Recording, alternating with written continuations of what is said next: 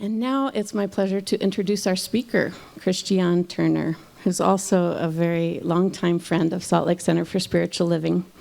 She, for more than 2 decades, has been a coach, and she's also a consultant, an NLP trainer, the founder of Quantum NLP. Very intriguing. I want to learn more about that.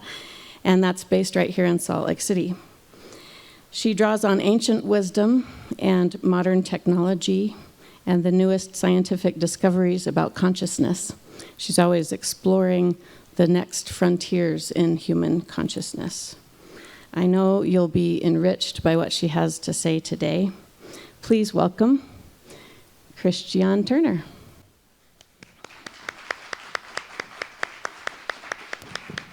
Hello and good morning, everybody. It is such a joy to be here.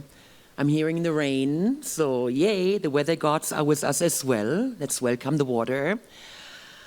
I'm just in that moment right now where I'm just still swooning to this beautiful music that we just got to hear, and I'm all waltzing along, and I'm like, this is the perfect time to just take it all in. Oh, my turn to Turk, so I'm gonna put that hat on right now. You know, I could pull the old Toastmasters trick and talk for 1 to 2 minutes about today's topic and then kind of take off in some different direction. I decided to challenge myself. Well, first of all, I was really lucky when I saw the topics for this month that I dodged the bullet when it came to talking about humor, because that's not so much my thing. As you know, Germans, you know, we don't have the market on humor. It's not one of our stereotypical qualities that we're famous for. And then I read about, I'm going to rest when I'm dead. And the first thought that always goes through my mind when I hear an interesting quote is that something that translates? Is that something that I grew up with, that I can identify with, that somehow has a German equivalent to it? So I did a little Google search because it didn't immediately come to my mind. And then I read, I'm going to sleep when I'm dead. I was like, oh, okay, yeah, that sounds familiar. I've heard that a few times. I'm not really familiar with it. I'm not using it. Well, where did it come from? Interestingly, of course, it's a lot of rock bands that claim that kind of a title. Ich schlafe, wenn ich tot bin, like Rammstein, you know. I know we have some fans out there. Sounds like a heavy metal song. And then, ultimately, what I ended up with was Bertolt Brecht, who I would say is one of the most important German authors of the 20th century, a revolutionary, a man for the working class. He was going against the system, making people think. And I thought that was very interesting that that would be ultimately the energetic reference of that saying. So I'm getting a lot of revolutionary ideas when I'm thinking about it. It's about working hard and making a lot of things happen, and then you can rest when you're not here anymore. So makes a lot of sense. Then I talked to a couple of people, and one of my friends said, oh, that's definitely one of those, you can work harder, work, you can sleep when you're dead. So that wasn't that incredibly positive. And then I asked my son Max, who's now 20 years old, and he used to come here as a child when he was small, when he was a little ditty. Now he's 6'7". Hey Max, how you doing? So we're driving together because he accompanied me on this trip up here, and I love traveling with my kids and getting their input on life. So what he said when I asked him, hey Max, what do you think about that phrase, I'm going to rest when I'm dead? He immediately chuckled. That's a fun one. I like that one. And he goes, well, that's because I get a lot of rest. You know, I don't know if that would be the same thing if I was someone who didn't sleep well. And that's when it made me think. I'm like, oh, yeah, that makes a lot of sense, because I used to be a hardcore insomniac. I started at about 9 years old, and I did a lot of NLP with that to heal it over the years, and I am a recovered insomniac at this point, and I am getting my 6-7 hours of sleep every night. I did survive on 3 to 5 hours for about 30 years, and that was pretty nuts.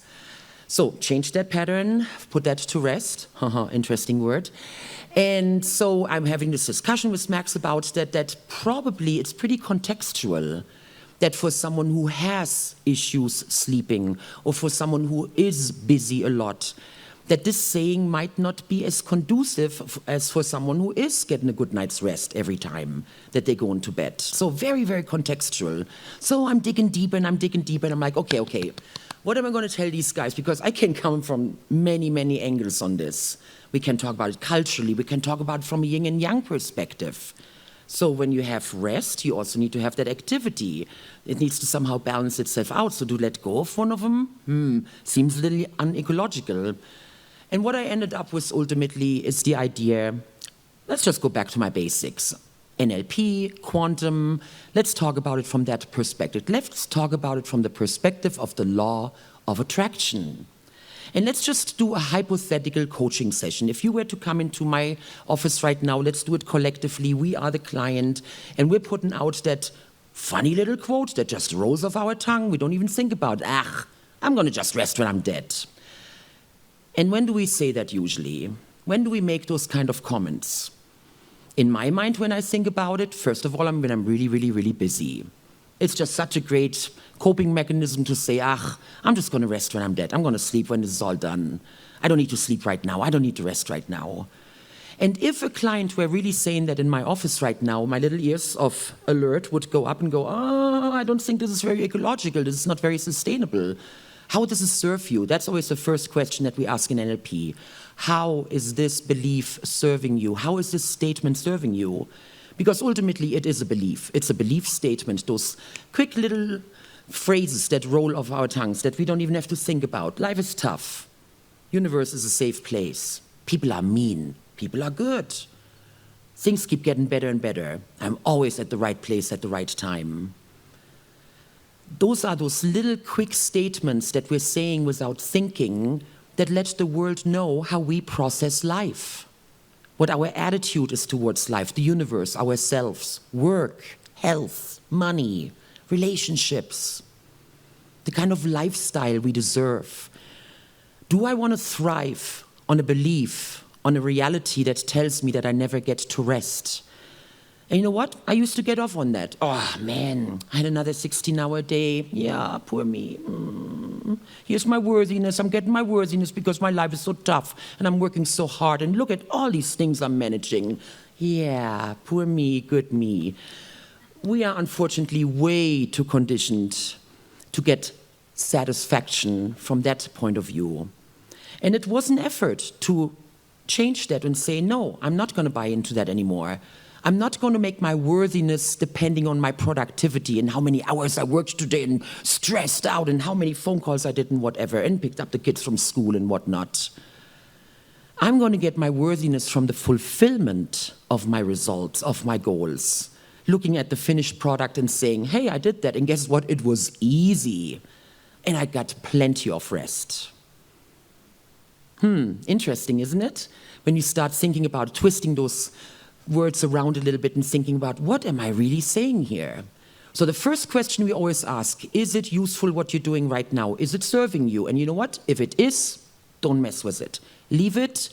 Just check in with yourself once in a while. Check in with your body. Hey, everybody's cool with the saying. I know we're using it lightly. That's okay, you guys. That's okay. When it works for you, use it.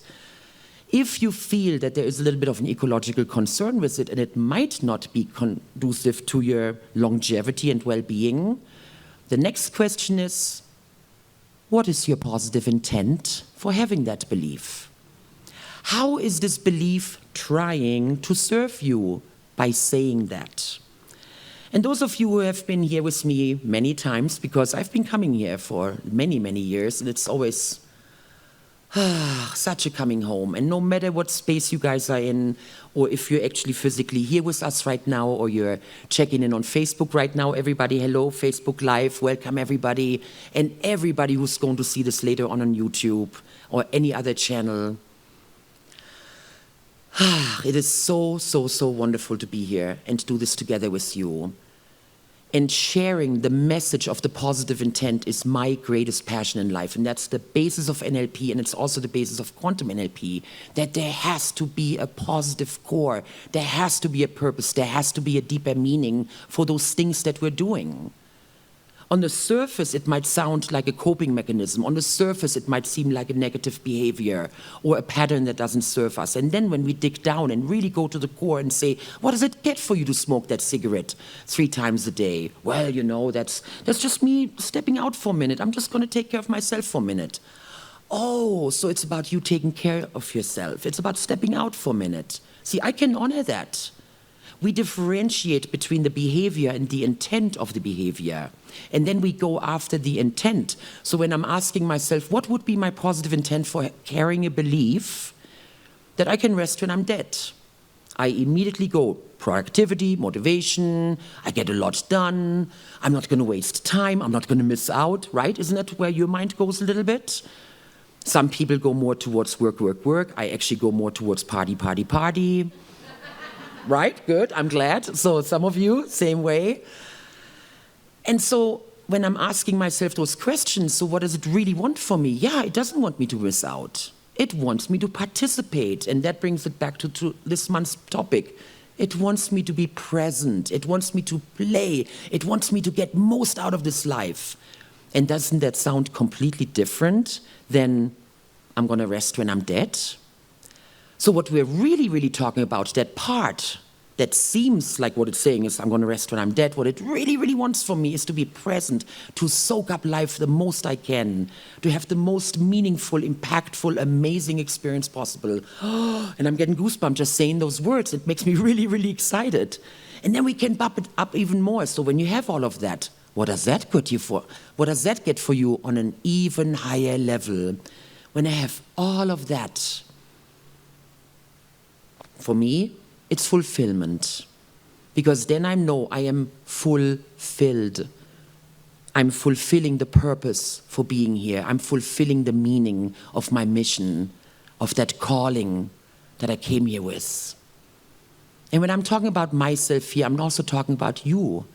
That every one of you has that calling, that mission, that purpose, that urge to fulfill yourself, to feel that presence, that enlightenment that comes with being fully, fully present and simply just acknowledging and appreciating, being the observer. Oh, that's just such a great feeling. Love it, love it, love it. And when we talk about it from that perspective, doesn't it change everything? And I would like for you to now gather those moments in your own life when you feel deeply fulfilled, when you feel so present that time literally stands still. Some people call it the Jedi trance. Everything moves in slow motion. And that's another one of those sayings that I transformed for myself. Time flies when you're having fun. Oh, no, no, no, no. Time stands still. Time flows slowly when you're having fun. You can stretch it out. So that's another intent that I have with you guys this morning, that you start really paying attention to those sayings, to dissect them a little bit. Check them out. Where do they come from? What is the deeper meaning of those sayings? Where does it come from? The grass is greener. And is that something that I want to keep saying? One of my favorite sayings that my grandma told me when I was a little kid, and she would say it a lot, because it was one of those managerial quotes. Was in den Wald hineinschaut, schalt auch wieder hinaus. What you shout into the forest will come back to you as the echo.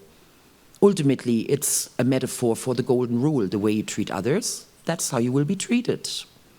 And I've always loved that saying. So there are sayings that will encourage you, that will give you power and passion and move you forward. And then there might be some sayings that even you've said them thousands of times over your life, somehow perhaps they don't jive anymore with you. So from now on, I invite you, every time that you hear the words, I'm going to rest when I'm dead, either out of your own mouth or someone else says it to you, that you might get a little chuckle and just think to yourself, oh yeah, I remember what she said. This whole thing about ask for the deeper intent. How does it serve me that I have this specific saying in my mind? That I'm somehow attracting myself to that specific metaphor? And is it useful? And that you open up your perception in general and start paying more attention to the language that you're using, the metaphors that you're using, and how do they serve you. And with that, I'm going to ask you to go into a meditative space, to do a little integration with everything that I just shared with you, and see how you can put that into your mind and into your heart as something that is going to be useful in these coming days, weeks and months. Perhaps something that you can make one of your goals for this year, 2022, that you're going to become more aware of your language patterns, the metaphors that you're using, symbols, analogies. And there is this little part of yourself, that observer, that is able to go meta, to go beyond, to watch you, to listen to you, to notice your feelings. And my greatest wish for us today is to open up that channel of communication so that all of our parts are being heard and acknowledged. That you can have open communication between your head and your heart.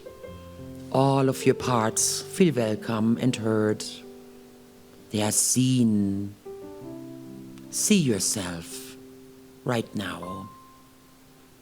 Acknowledge yourself and appreciate yourself. And remember, deep down, it's just about you, knowing that you are on the flow of your mission and your purpose. And so be it.